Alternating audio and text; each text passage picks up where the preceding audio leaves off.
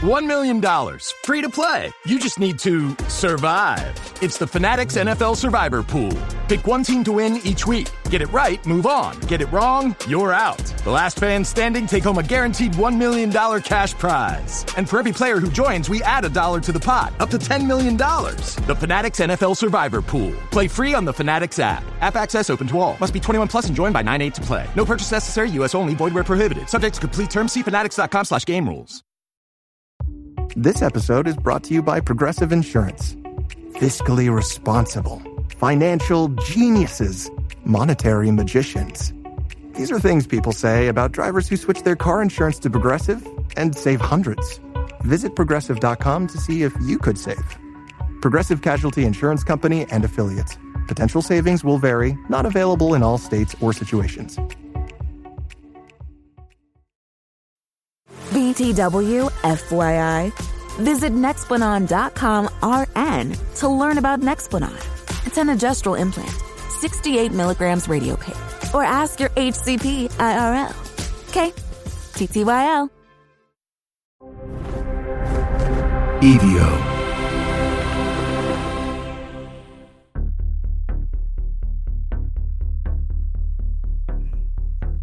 Okay.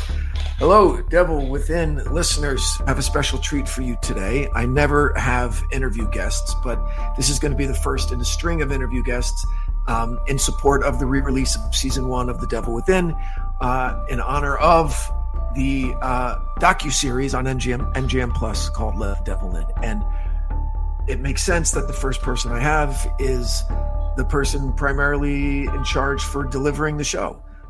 She's our showrunner and director. Her name is Danielle Franco, and it's great to see your smiling face, Danielle. How are you? Good. How are you doing? I'm doing really well. Excited for the release because we're recording this on the 27th, which is about 4 days before the show drops. So, are you excited?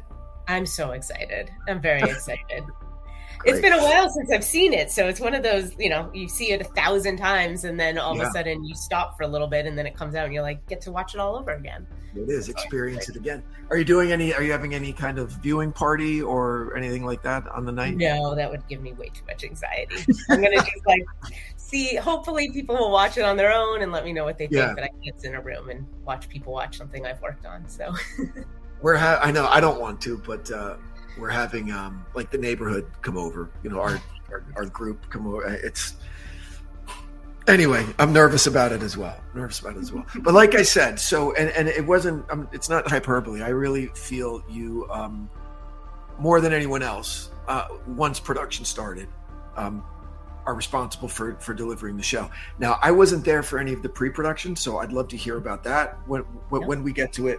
But we'll get to what a showrunner actually does. And but where I want to start is just, how did you come to the project? What is your background that made this something that you wanted to go after?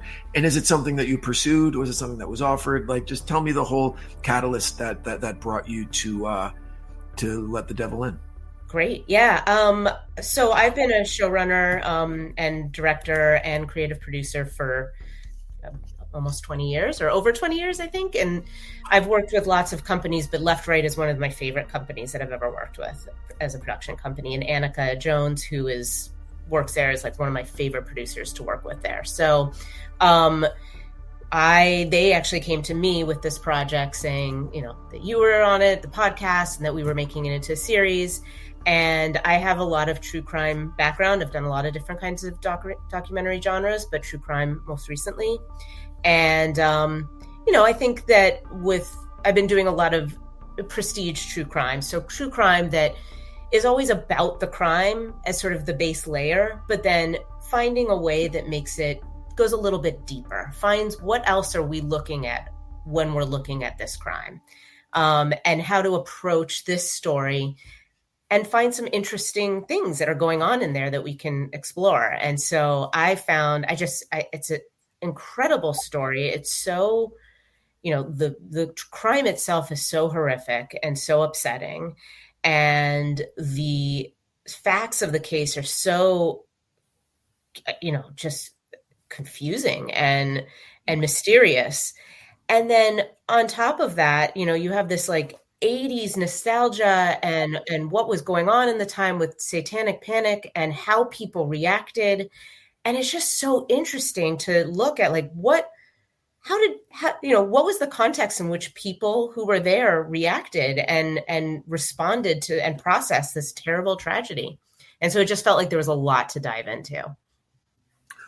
Was there any kind of pause or hesitation with the supernatural stuff that I inserted into the podcast? And because and when I say inserted, it was, for me, the story had been living in my head for so long, and there was so much of that childhood kind of fascination with it, where that really gave the paranormal stuff a lot of legs, right, to last over the decades, that I really just felt like I needed to scratch that itch when I was writing the podcast. Given the prestige true crime that you had done, were you like, well, are we going to have to put that shit in there too? Or like talk about that a little. Yeah, no, that's a really good question. Because yes, I think on one hand, I was like, listened to the podcast and I thought like, okay, so what if this stuff is actually true, right? I look at things through a journalistic lens, right? And so I'm looking and I'm like, okay, that's an interesting story, but is there any fact to that? Is there anything that we can base that on? And so there was a little of like, okay, well, it seems like there's a lot here, but I think a lot of that is probably not real. It's probably rumors. So what is real?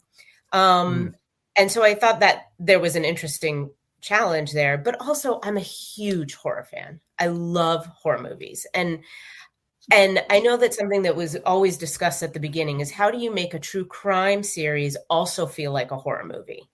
And I thought that was a challenge that was really interesting, right? Because at the end of the day, we don't know what really happened that night. The people who know are not around anymore. And so it's really about the stories we tell around it. And so there is this element of horror movie there. It's the belief system we all bring into reacting and processing a crime. And so I just really, I thought like, okay, cool. We did the part, or you did the part about the lore, which was really strong. And we certainly delved into that, but let's re-examine this in a way where it's coming from a journalistic lens. What do we know as truth and what do we know as rumor? And that's when I knew that I was in good hands, that the story was in good hands. The first time I got a call from Aniki, I think it was from Aniki, who I'd also love to talk to, asking me a question about something and saying, well, we need a couple more sources to confirm that. Yeah. And with the work that I do, that has never once been a condition on me inserting something into an episode, all right, is multiple sources. So I knew I was dealing with professionals and who were going to take this very, very seriously, which I loved. So what was the first thing that you did when like you get hired, and then what? Do you build out your crew first? Do you look for other collaborators? Do you start hiring people? Do you dive right into the creative? Like how did that work? You do it all. So it's very busy at the beginning. Yes, of course, you look for your crew. I mean, there's certain, I've been in this business a while, so there's certain people you call right away. And as long as they're free, you go for it. There's people who've worked at left, right for a long time. So there's a lot of that was already built in. And I think the most important thing we did was we just started calling the people. And a lot of people were really, really, really hesitant to be part of this. For the reason you just said, they were like, look, we listened to the podcast. There was a lot of liberties taken. That's not really where we want to go with this. And it took many, many phone calls to have these conversations and say, look, we're not going to do that. This is different. That was its thing. And this is different. We really want to tell a story that is truthful. And we also want to honor your perspective. So to me, what was really important is having sort of a variety of perspectives. So we interviewed childhood friends who were children at the time. So their perspective is so interesting, right? Like how did they process a peer who did something awful and then has written documents saying that he did it for the devil?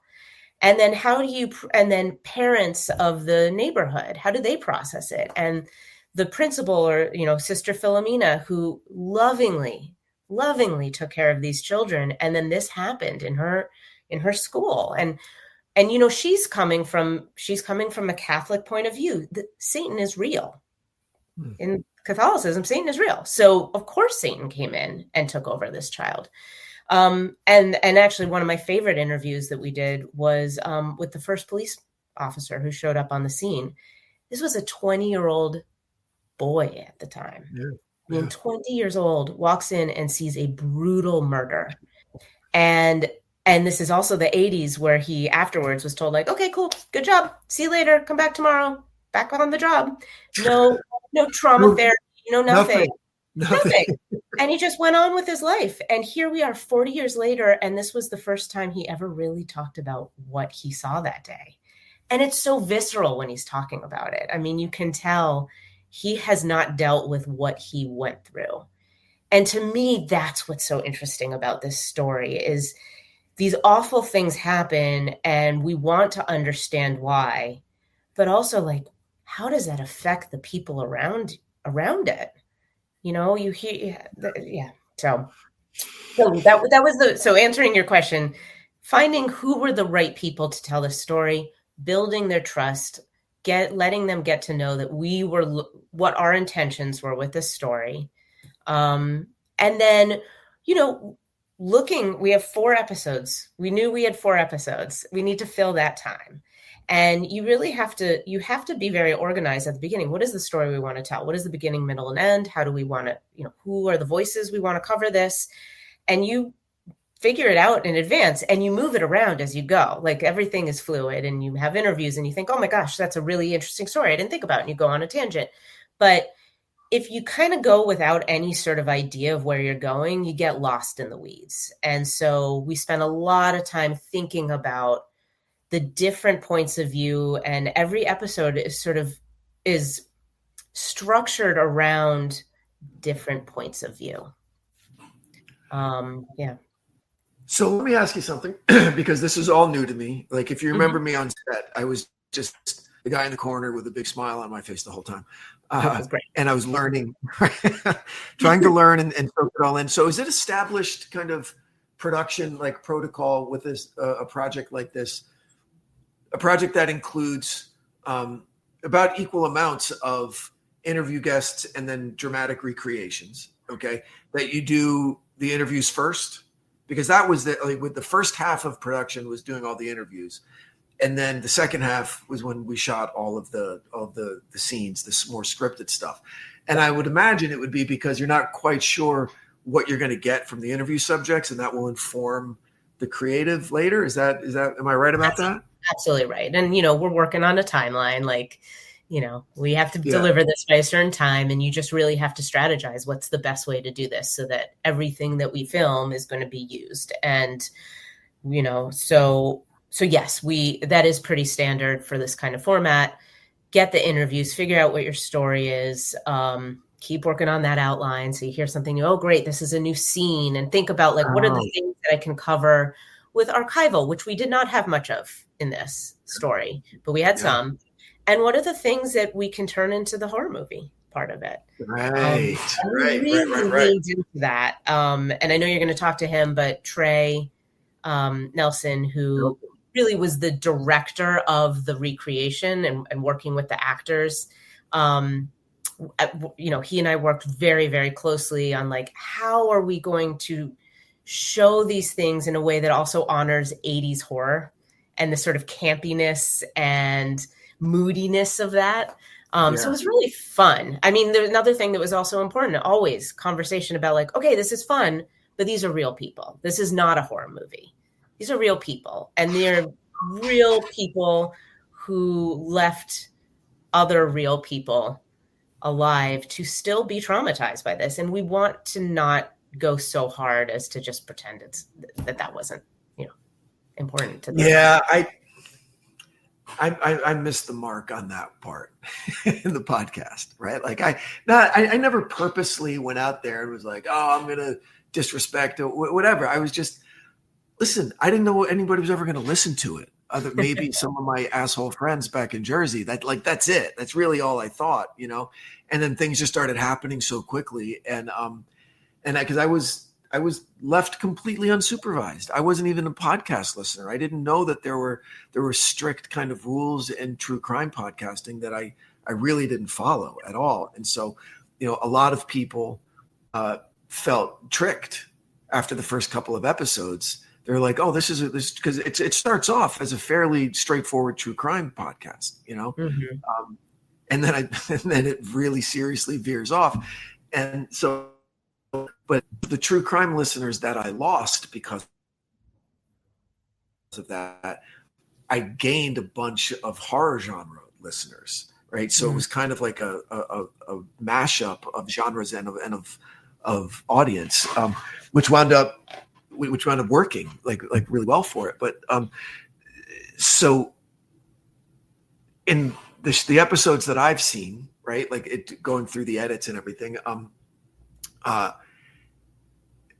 you guys really didn't shy away from the was he possessed thing, but you were hearing it from the mouths of people who have strongly held beliefs that type of paranormal activity kind of exists. So it doesn't come off campy. It doesn't come off as reductive by any means. It's especially listening to Sister Philomena.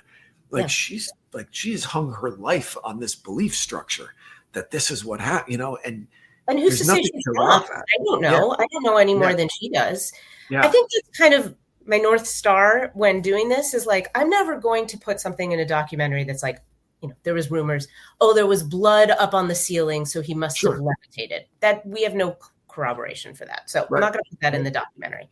But Sister Philomena's point of view, feeling that she was in the room with the devil that day, that is as much a reality as anything else. That was her reality. And that's what's so exciting about documentaries. I love documentaries about people. And this is a documentary about people. It's not just about this crime. It's about people. And it's about, that is how she processed this. And I don't know. I don't know what happened that day. I don't know what happened. I have no idea what happened that night. So all we can do is hear people's point of views and the belief system that they bring into the story and just try to understand why they believe that. And the cops, the police come in and their point of view is very, very structured. And they even admit there's things about this case I'll never be able to explain. Yeah.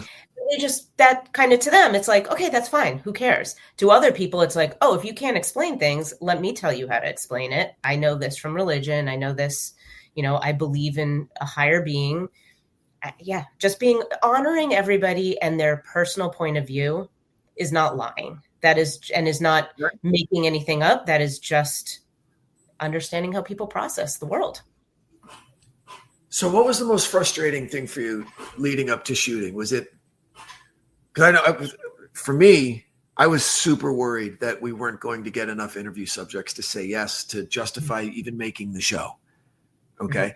Because there was a couple of weeks early on there where Annika would call me and be like, I don't know, Branden, a lot of people are saying no. I don't know what we're going to do here. And I was really nervous about it. And then the other thing was the lack of the police file that we couldn't get. That I was hopeful right up until the end that we were going to be able to get either crime scene photos or the full file, and we never did. What was it for you? I mean, I think both of those things. I think we really, really, really, most people, majority of the people in the documentary said no at first. And it was, and it's respectful. We never force anybody. Obviously, you can't force somebody to talk, but it was a respectful conversation. And it's sort of one of those things where you're able to convince, get a few people on board with your vision, and suddenly doors do start opening. And that is what happened.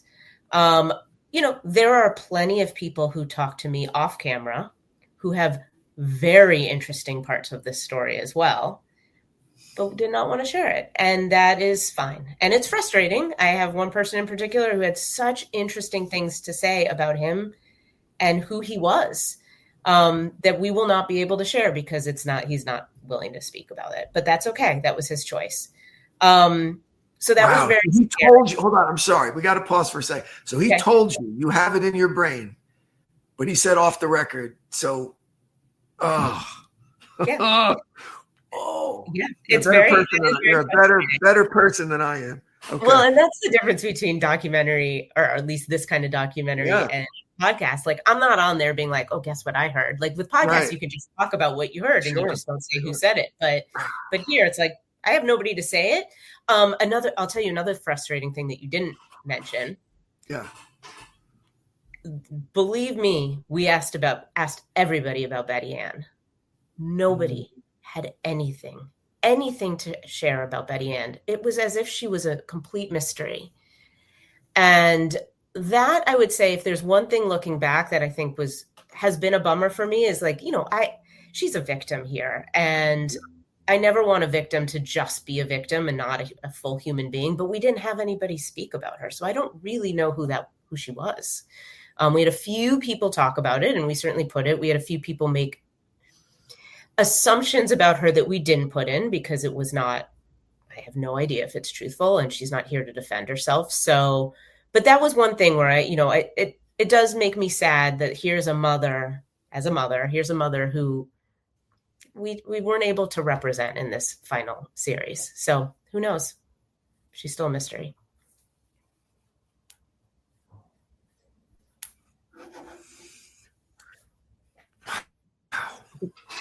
I wonder why that is. Was it because of her lifestyle? I don't want to speculate, but I mean, it's like she almost didn't exist in a way, and that's kind of sad. I know she went to church every day. Mm-hmm. Yeah, we know she was. That requires. Mm-hmm. She was every movie I've seen. Every movie I've seen, when the person goes to church every day, they've got some shit going on in their lives, Yeah. So I know that's just movie world, but it makes you think when someone goes to church every day. But so let's move into the like the casting process for the people that were going to be playing these characters that I've known my whole life, because that was a trip. Showing up that first day on set in Maplewood in Jersey, and I'm like, oh, whoa, my God, you're playing this person, you're playing this person. So that was great. I had a really, really nice moment in the dressing rooms back there, where like one by one the actors were coming up to me and saying, okay, so you actually knew this person. Give me, all the actory stuff. Like, tell me about them, and what were their most movement, and what did they talk like, and what was this, what was that? And like one by one, from the woman playing Sister Philomena to the kid playing Tommy to the guy playing Sherlocker, like all that. I mean, it was a great moment for me. But so tell me about casting and how involved you were in that. I was involved. I would definitely say Trey led that. I think, and I mean, the cast was, the person who played Tommy, Christopher, was so amazing. I just really, owe so much to him, because he really gave this child a lot of life and a lot of really being able to see this person as a duality in this person. Anyway, for people who will see it. So he gave a very nuanced, very layered performance, and he was significantly older than Tommy was at the time, but he has such a youthful face and a youthful appearance that really, it was a wonderful casting choice, because his age gave him some life experience to be able to kind of show the complexities of the emotions that Tommy was going through. Where if we cast the same age kid who didn't have the problems that Tommy obviously had, I don't think it would have come through. So I agree. Christopher did a great job. Yeah, I mean, you kind of, again, I really think Trey did such a good job of making sure that they had the acting chops and all that. Obviously, it was easy for me to be like, that doesn't remotely look like that person. And but yeah, I would talk to him about the casting. Gotcha. For me, the biggest thing that I was able to do during that time was here I was holding all the information of all the interviews, the structure of 4 episodes, knowing that we needed to cover 4 episodes, which is, not 4 hours, but close 3.5 hours. And we had 5 days to shoot. So that is an incredibly difficult task. And so it's like, how do you get the most out of this footage? And the thing that I really approached it with was, again, we are hearing different points of view, right? We're hearing people who think that Tommy was possessed. We're hearing people who think that another human being actually did it, which is a story in this series. And you're hearing another that he had a mental breakdown. Well, how do we see the same scene 3 different times? And how do we, because then you're not changing the lighting, you're not changing the props, you're not changing all the backgrounds, you're just getting a different performance. And so we found those key scenes that we could play multiple times. And so you see, when you watch, you're like, oh, I'm back here again, but it looks different this time. Yeah. And that was the way to, I think, do 2 things at once: stretch the footage, but also have an interesting way of looking at a story from different points of view. It's kind of like the Rashomon or the like. Absolutely. Yeah. That's how I did a lot of the writing of what we were covering with. And so that's how I approached it.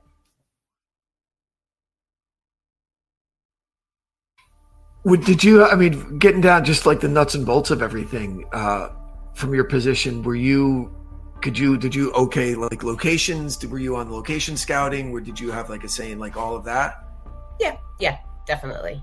Not, I think, as you know, when you're working with a team of, there's a certain level of, you have to just trust people, and Trey was obviously incredibly talented and experienced. So I was not on his ass about everything, but I wanted to make sure. Yeah, I certainly looked at the locations with him and talked with him and the DP about how they were approaching the shots and all that stuff. So, right. But I wasn't across every single wardrobe choice or whatever. There's right. certain You gotta let people do their jobs. Yeah. So I want to talk about, which is something that I think is unique to the show, is the miniature set. Yeah. So amazing. So tell me about that and how it's used creatively in the show and just your feelings about it. So I think, the fact that this happened in the 80s is so significant to the story, and it's so significant to the documentary. It is a time and place that, this is a town that to this day people will be like, oh, Jefferson, isn't that where that kid killed his mother? It doesn't leave. And the houses have all changed and the people have all changed. And I hear that it's even the people who live there might be a different type of person than it was at the time. It's just, this was a moment in time that we can't recreate. And so how do we show that? And that's how the idea of the miniatures came in. So we talked about the miniatures as if it was a snow globe. And it's just this, it's a snapshot of what was going on on this one street. So much of the story is just about this house, and I was in this house, and then he went to this house, and you could show a map. That's sort of boring, but instead we built this miniature set, or I shouldn't say we, Nix and Gerber Studios, who are amazing, built this unbelievable miniature set. And we were to take these macro lenses and cameras and just go in and feel like we are living on that street. And it has this very eerie feel, because you're like, oh my, you sometimes forget that it's not real, right? Sometimes you're like, oh, right, this is the miniatures. And so you have that sort of a little bit of the creepy, uncanny valley, but in a scene versus a person. And so it just adds to the moodiness of it. But it was an idea that was so great, and we were so excited about it. And then when they built it, it was like, oh my God, this looks even better than I expected. And then when we shot it, we were like, oh my God. And we were able to use so much of that, because it just did so many things all at once. And I love it. I love that part. I walked onto that stage in Brooklyn, and I couldn't believe I I was freaking blown away because there was one house that we shot at in the town, like right next door to my town. And so the day we were shooting there, like it was 4 minutes from Tommy's house where we were shooting. And so we just drove down onto White Rock Boulevard and drove up that street and to see it, a street that I've driven on a million times in my life. Okay. But then to be there on the day that we were in mid-production of the show was really strange, and then to see the miniature set and to see the woods and you're right. Cause it's like, it was this house and these woods. And this is where so much changed and so much happened. And the echoes of that night are still heard throughout the whole community, So it was like it was kind of captured in time in that snow globe effect. Yeah. And I love how like there's a creepiness to the daytime of it too. Like, the nighttime of it is really fun because you're like, oh, it's so creepy. But like the day, they found his body during the day. And when you get into the daytime miniatures, it still has this like very creepy feel to it. And again, horror to me is all about mood, right? So you just have to set mood. And this just did so much to do that. Yeah. And so let's talk about the horror thing for a minute, because Eli brought in a director kind of like from his school, this woman named Kat Hostick, who came in and she was there basically to punch up the horror elements okay. So how'd you feel about that and about her work? Look, I think that sometimes challenges are the most,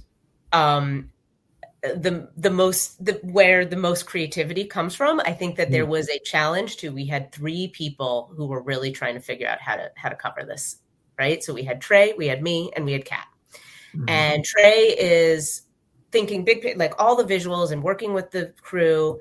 I'm thinking about how to cover this story and being true to the people who gave me permission to tell their story and being true to what, I promised them. And then Kat came in and she's like, yeah, and we need some blood and guts. And this is her job. And so there was a lot of there was a lot of different people needing different things. And that was a big part of my job on set, is really trying to honor all of those things. And so, at the end of the day, Kat was able to say, she would constantly say like, okay, if you want horror out of this scene, you need, these are these little horror things that you need to see the knife come up with blood on it. Like all these things that she's a professional in. And I had to make a decision. Okay, that doesn't feel right here. Mm-hmm. And another place, okay, that does feel right here. And so it's like when, not to give away too much, but when we're in the episode where we're really imagining this story through the lens of the people who think the devil made him do it, like then you can go all, hog wild with violence. It's the devil who did it. It's not a little boy.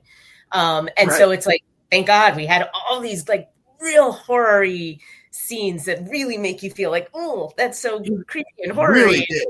Yeah. I'm not a horror fan. I'm really not. Like, I don't like going to horror movies. I cover my eyes. My kids make fun of me all the time, but that's just, I don't know. I have a hard time separating. I think it's real. I'm like, that's actually happening to the person. It's crazy. The first time I watched, that cut and the editor who did that, and I was like, oh my God, I can't. Yeah. And what was interesting, I think you and I were talking about this on set in that basement, right? Where I was just like, I had a moment where I'm like, because no one was there, right? Mm-hmm. Because the Betty Ann's dead and Tommy's dead, so we really don't know. Yeah. We have eyewitness accounts from the police officers who showed up, but we don't have crime scene photos. We don't have any of that, so we're kind of creating the record with this show. We're creating as close to an official record as there will ever be for this, based on real meticulous attention paid to the interviews with the police, excuse me, that you guys did, in terms of where the body positioning was, what the blood splatter was like, what the condition of the body, like all of that. And that was a pretty solemn responsibility, in my opinion, right? And Yes. and you seemed to think that as well. You have Trey was more, like you said, big picture. Kat was like blood and knife and da da da da, right? And so you were that kind of like steady presence saying, hold on, all right, let's make sure that we're doing all of this right, and that we're being respectful, and that we're telling the story, and that and so I felt really that the story was very well taken care of there. And I'm proud of the record that we created with this. Well, and I think that was part of why, to me, it was important that the scenes that are the record, the basement, the murder scene, it was important to me to show that we don't know. The fact that we show 3 different versions of it is important, because the truth is we don't know what happened that day. We have no idea. And so all we can do is imagine it through the people who are imagining what happened. And so it was, that was extremely important to me. So it had to be true to what I knew certain people said, if that makes sense. It totally does. So if there's a pie chart, right, what percentage of it did you look at it creatively as true crime, and what percentage of it as horror? My honest opinion is like, I just have a lot of trouble thinking through genre. Okay. I really, and who knows, maybe I should think more that way, but like, to me, I am just such a story person. I am always thinking, what is the best way to tell this story? What is the entry point to the story? What is the reveals that happen? Like, oh my gosh, I'm 2 episodes in. We need to keep our audience on. Like, what's something new we can throw in there? And so to me, it doesn't matter what the genre is. It's like, is this story an interesting story to tell? And so that is always first and foremost. I think what makes true crime really exciting and so popular is that, like, it's an inherent story. I worked in reality TV a long time ago, and you would have to make up drama all over the place, and I hated it because it wasn't real. But this is real. Like, somebody often died or something happened. There's drama already part of the story. So there's that. So I think it's ultimately a true crime story, but like the horror is just the style. You just get to like have fun with how you tell it. Sure. I like that, because I would say, gosh, it's 75-80% like legitimate investigative true crime. Yes. Okay. With the depth of the interviews, the questions that were asked, the answers that we got, especially from, like we said, Sister Philomena, especially, man, Detective Hart came on board, I know Hart most of my life, and he said no to me for the podcast, so when he said yes, I went, okay, this is going to be amazing, because we're going to hear, he's going to legitimize a lot of things, and then tracking down like the childhood friends, and it's so for true crime listeners out there that are really looking for to really sink your teeth into a true crime story, it's that. Mm-hmm. And there's just enough holy shit horror that will scare the crap out of you, right? To satisfy, the people looking for a horror story. But I think that there is a satisfying end to all of this. I really do think that we were able to have and it took some real work to figure out who can speak to something beyond the like rumors and beyond the assumptions of, folklore and all that stuff. Like, who can really talk about how could these things be possible? Let's really analyze, how could this be possible? And that was very important. It takes till the 4th episode to get there, but I think it's worth it. I think it's also worth. I totally think it's worth it, and you got to face the question when any time that you are talking about the Tommy Sullivan case. Talk about whatever you want. Eventually, all roads lead to, how did he commit those wounds to himself? Like, how did he do it? Like, what's the answer there, right? And so I like how that was treated in this. I won't give it away, but there's not like any big giveaway to it. But how it was approached, I thought was very thoughtful and really, really interesting. And did you come away with? I don't know. What do you think? Right? Like, I know you're a religious person. I happen to not be. But if you had to gun to your head, what do you think happened? I mean, I think he probably had some very severe mental illness. And I think he was living in a time where people didn't talk about that stuff. We talk about it too much now, where nobody knows who actually has mental illness. Yep, but I agree. This was a time when people didn't talk about that. And there's just so many reasons why he didn't get the help that he needed. And that is the true tragedy, in my opinion. And all it did was continue to give people something outside to blame. Yeah. Instead of, oh my God, we have to talk about mental health. So, I think that's the real story. Sorry to interrupt. I don't know if I told you this, but there was another really big streamer that was close to buying this before MGM Plus came in, and my reps were mad at me because they thought that I killed the deal, because this company, they really loved the paranormal aspect of it. Okay, and so. It was like the second or third meeting and everything was great. And Eli was being Eli and everything was awesome. And he's such a good hype man. And then the question was, so what do you think actually happened, Branden? Do you believe in right? And I'm just an honest guy. I said, I have no way. I said, no, I don't think that. They go, wait, what? I said, no, because I think the truth is a lot scarier than some demonic ghost story. Yeah. As a parent, what I take away from this is that everybody who should have given a shit, from coaches to clergy to parents to teachers, they all missed an obvious, severe mental break that this kid had. You know what I find even scarier than that is that there were, Sister Philomena clearly cared about this child. Yep, agreed. What's so scary is you also just, as a parent, you also just don't know what is a normal amount of a kid just being a kid figuring out their own creative path and what is the problem. And that was something we really explored in this, especially using Eli's background, who was also a kid who drew through all this stuff. And I love that he shared that with us. He was just a kid who was finding his creativity and has continued to live a wonderful life because of that and because it was fostered. And yet here was a kid who was doing that, but it was a cry for help. And how, as a parent, you know the difference. Yeah. That to me is what's scary. That is what haunts me. Brutal. All right. So I have a lot of technical questions for you, just because you were there from the beginning and you were there at the very end when the final episodes were delivered. Okay. Yep. And I was there for some of it on the email streams and watching the cuts, but to talk a little bit about the editing process, because I know that was a massive mountain to climb.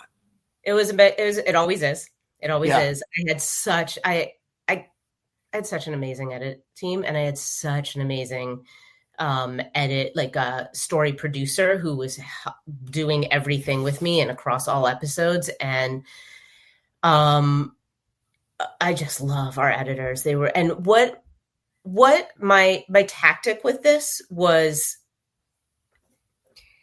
start by telling everybody what their episode is about. Episode 1 is about setting up what happened that night, plain and simple.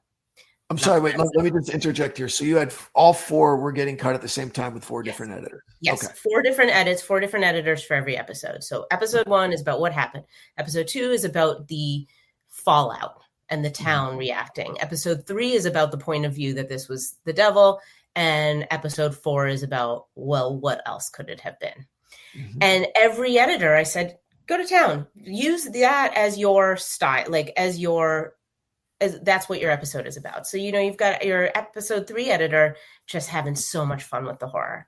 And you've got your episode 2 editor really working with the archive of the time and making us feel what it was like to be in the 80s at the time. And then coming back in and saying, okay, now we have to find things that are going to unify all the episodes so it doesn't feel like 4 separate shows. But I really wanted to give everybody the ability to find their episode's voice first. It's a lot easier to unify it later.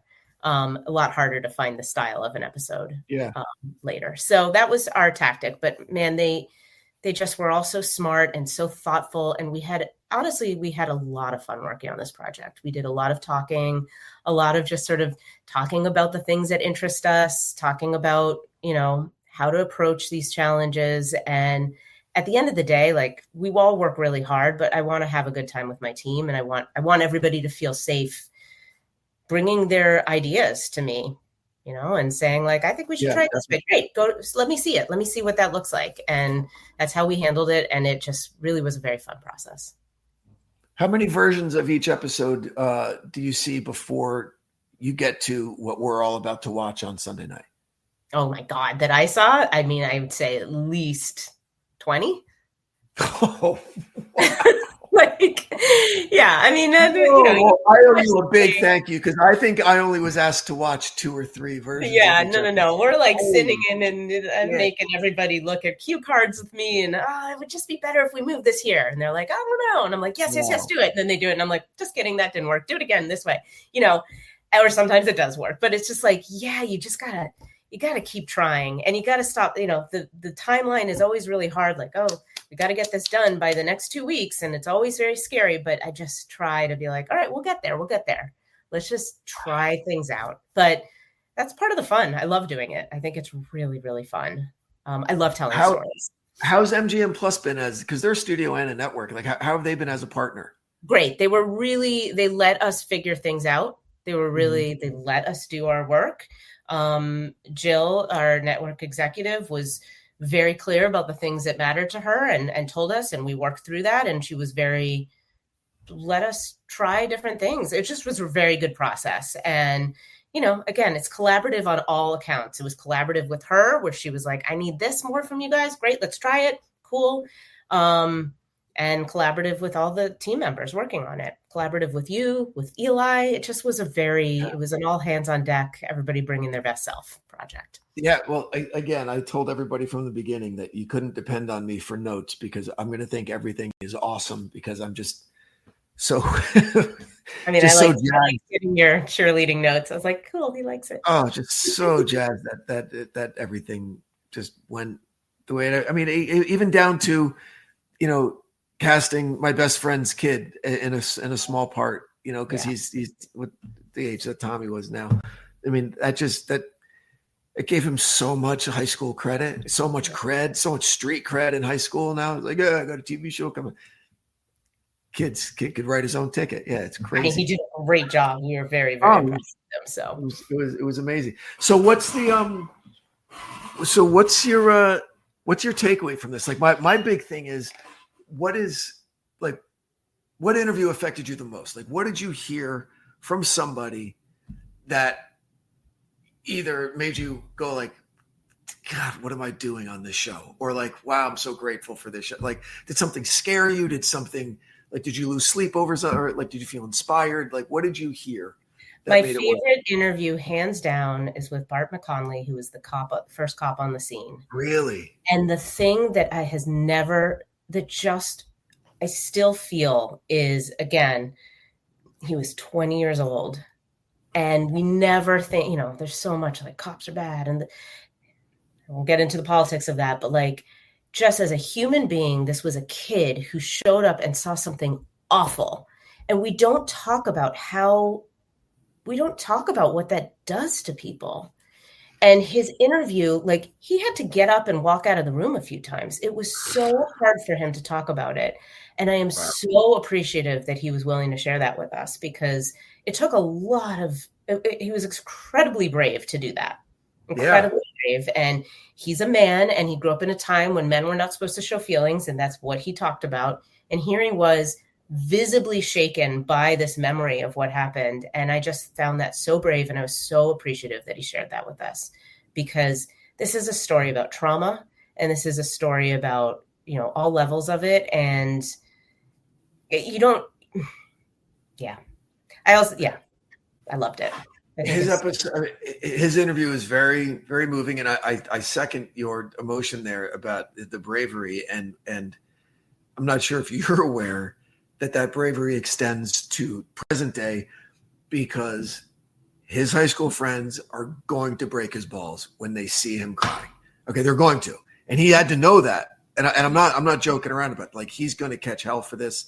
But it's going to be from people who don't understand the trauma that he went through, or they do, but they're not brave enough to confront it in themselves So they're gonna mock and ridicule him probably. Right. But on the other hand, somebody else might watch it and be like, oh my God, I saw something traumatic too when I was a child and I never processed it and it's okay. So, Exactly. That's what I think is going to be the takeaway from this, is that hopefully,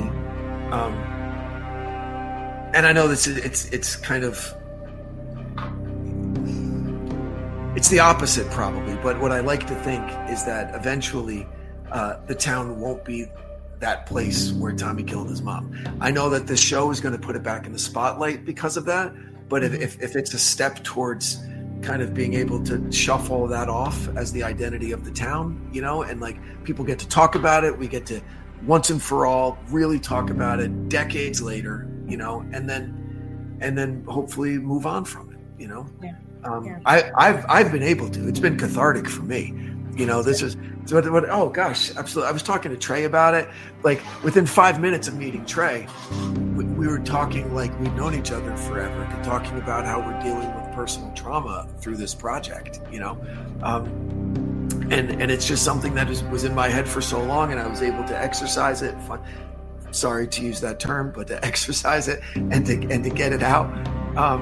And hopefully it helps some of the people involved too, because there's a lot of trauma there, but not just with Bart, with Sister Philomena, Detective Hart's still carrying some shit around, Thank you so much for talking about. Like, I really appreciate you diving into the sort of the